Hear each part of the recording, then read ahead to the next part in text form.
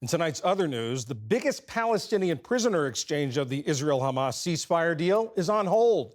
Israel delayed the release of 620 Palestinian detainees it was supposed to free on Saturday until Hamas gives assurances that it will stop what Israel calls humiliating hostage handover ceremonies.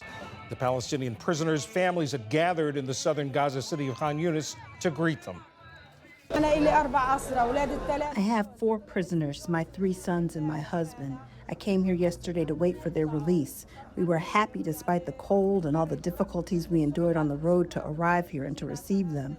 They haven't been released yet. The deal has faced a setback and they haven't been released. Hamas says the delay is a violation of the ceasefire deal. Meanwhile, Israel moved tanks into the West Bank for the first time since 2002. Israel says it's trying to stamp out militant activity and that troops will remain in the West Bank for the coming year to prevent displaced Palestinians from returning. More than 2 million federal workers have until Monday night to explain what they did at work last week or risk losing their jobs. Emails from Elon Musk's team instructed the workers to list 5 things they accomplished. On X, Musk posted that failure to respond would be taken as a resignation.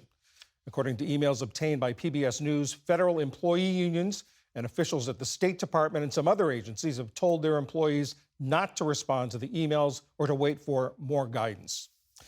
The Vatican said the Pope remains in critical condition with early signs of kidney failure. They say he's alert and receiving supplemental oxygen after suffering a respiratory crisis on Saturday. Catholics in Rome and around the world prayed for the pontiff. I am very, very sad. I don't know how you can continue normally at this moment. I would just stay in prayer, all of us in prayer for him. For me, he is a special person. I truly have no words. Francis was unable to give his usual Sunday prayer at St. Peter's Square. In a written message, the Pope said he was confidently continuing his treatment. He also noted tomorrow's anniversary of Russia's invasion of Ukraine, calling it a painful and shameful occasion for the whole of humanity.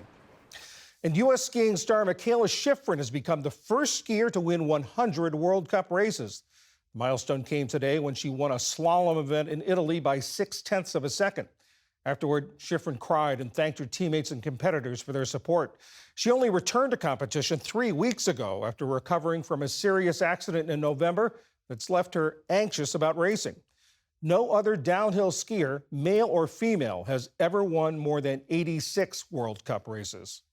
Still to come on PBS News Weekend, how countries on Russia's borders are keeping a sharp eye on the war in Ukraine, and what Trump's executive order on IVF could mean for Americans trying to grow their families. This is PBS News Weekend from the David M. Rubenstein studio at WETA in Washington, home of the PBS NewsHour, weeknights on PBS.